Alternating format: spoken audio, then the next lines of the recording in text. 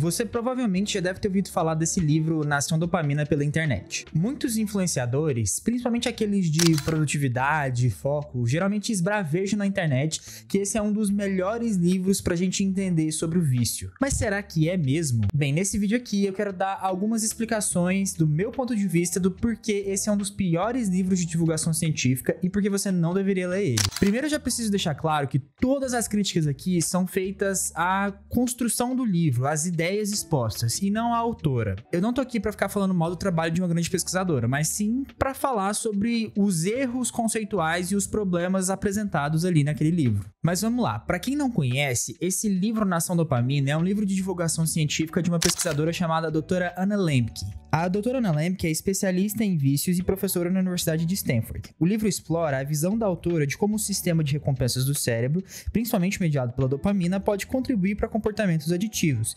mesmo em atividades cotidianas que envolvem prazer, como o uso de redes sociais, jogos e consumo de alimentos processados. O primeiro ponto fundamental da minha crítica ao livro é a visão muito simplista e muito reducionista sobre o papel da dopamina nesse vício. Logo nas primeiras páginas, Lembke introduz a dopamina como uma molécula do prazer, uma descrição que permeia todo o livro. Essa visão simplista desse neurotransmissor é muito prejudicial ao conhecimento neurocientífico, principalmente em pessoas que de fato não entendem a complexidade do sistema nervoso central. A neurociência contemporânea entende que a dopamina está mais envolvida com a motivação para buscar recompensas do que com o prazer em si. Diversos estudos mostram que o prazer associado ao consumo de substâncias ou ao engajamento em atividades prazerosas pode estar mais relacionado a outros neurotransmissores como serotonina e as endorfinas. No entanto, durante várias passagens diferentes no livro, a doutora utiliza essa molécula de dopamina como o ponto principal de prazer associado com diversos contextos diferentes, não somente com a utilização de substâncias, mas também com comer chocolate, com fazer sexo, com qualquer outra coisa que esteja relacionada com prazer. Essa generalização pode gerar uma compreensão equivocada nos leitores sobre os mecanismos pelos quais atua o sistema de recompensas e também o sistema límbico, o sistema de processamento emocional. Isso pode incentivar os leitores a pensar que qualquer comportamento compulsivo é resultado de um excesso de dopamina. E de fato, essa interpretação negligencia a complexidade dos circuitos neurais de recompensa e dos múltiplos neurotransmissores que atuam nesses processos. Outro ponto que é muito sem noção nesse livro é o conceito de jejum de dopamina. Eu tenho certeza que você já deve ter visto um monte de gente aí pela internet falando sobre esse jejum de dopamina, mas eu já fiz um vídeo aqui no canal explicando como isso é apenas uma pseudociência sem fundamento nenhum. O conceito é que ao reduzir a exposição a estímulos prazerosos, o sistema de recompensa teria a chance de se reiniciar, o que permitiria ao indivíduo recuperar a sensibilidade a prazeres mais simples e saudáveis. Embora a ideia de reduzir comportamentos compulsivos, principalmente aqueles relacionados com as substâncias, seja algo interessante, isso não significa que a gente seja capaz de sensibilizar os nossos receptores de dopamina ou que a gente seja capaz de resetar a nossa área do cérebro responsável pelo sistema de recompensa. Nos capítulos dedicados à prática clínica, a Anna Lembke começa a colocar vários exemplos diferentes de pacientes que ela já atendeu e que utilizaram essa estratégia que ela propõe como jejum de dopamina, e ela infere que isso seja o motivo do porquê que eles melhoraram. Só que, veja, isso é completamente não científico. Primeiro que ao focar em uma solução comportamental única, Lembke deixa de considerar uma gama mais ampla de tratamentos que podem ser necessários para muitos pacientes. E além disso, não existe nenhum estudo científico que sequer demonstre qualquer fundamento, tanto para a base biológica dessa hipótese, quanto para a relevância clínica. Ou seja, a gente não tem nenhum estudo falando que de fato a gente consiga sensibilizar os nossos receptores, e muito menos mostrando que essa prática clínica seja efetiva para melhorar o quadro clínico de depressão, ansiedade, vício e compulsão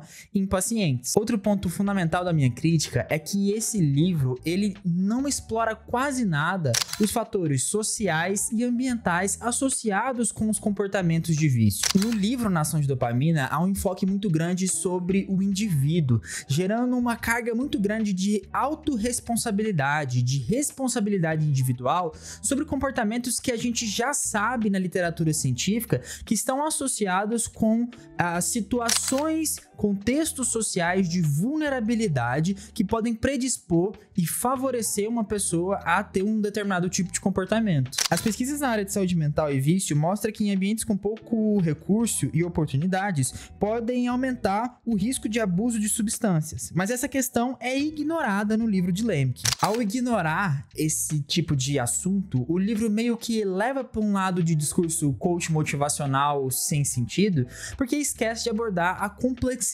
do comportamento de vício. Além disso, a explicação que Lemke dá sobre os comportamentos de vício e sobre os, entre aspas, estímulos hiperdopaminérgicos não leva em consideração toda a complexidade de funcionamento do sistema nervoso. Ela reduz completamente diversos comportamentos complexos a simplesmente tem mais dopamina e menos dopamina. Por exemplo, a gente sabe que processos de tomada de decisão envolvem diversas áreas diferentes do córtex pré-frontal, que por sua vez são reguladas por inúmeros neurotransmissores: glutamato, GABA, serotonina, dopamina, noradrenalina, e não tem como a gente ficar focando somente em um neurotransmissor para explicar um comportamento tão complexo quanto, por exemplo, o uso de substâncias ilegais ou também, por exemplo, vícios comportamentais. Por exemplo, a falta de discussão sobre o papel da neuroplasticidade, a capacidade do cérebro de se adaptar em diferentes contextos, no livro da Anna Lembke, demonstra uma dificuldade em realmente abordar o assunto de forma completa. A gente sabe que alterações no processo de neuroplasticidade são importantes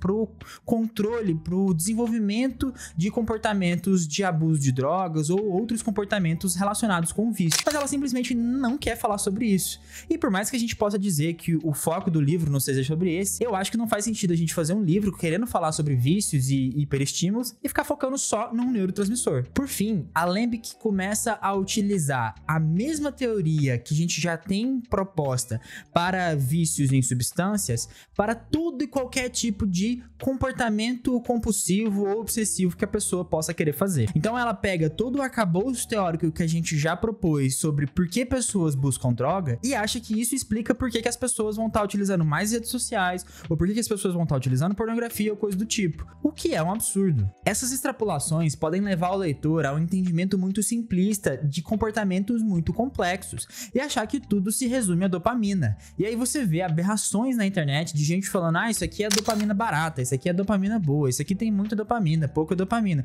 Quando na verdade a gente não deveria nem estar se preocupando com essas coisas de níveis de dopamina, porque a gente não consegue correlacionar isso com comportamentos de fato. Eu não consigo medir no seu cérebro a quantidade de dopamina e falar que você está com pouca ou baixa, porque isso não importa. O que importa é o tipo de comportamento que você está exercendo e como isso pode ser prejudicial à sua saúde física ou mental. Bem, com base em todos esses argumentos que eu apresentei aqui, eu diria com uma certa confiança de que esse livro é um desserviço à saúde mental e à divulgação científica em neurociências e que a maioria das pessoas talvez não tenha lido com o rigor que você deve ler livros sobre neurociência e sobre diferentes áreas das ciências. Bem, eu espero que você tenha gostado. Se você quiser comentar sobre alguma coisa do livro, deixa aqui nos comentários e não se esqueça de se inscrever caso você queira saber mais sobre esses assuntos. Muito obrigado pela atenção e até mais!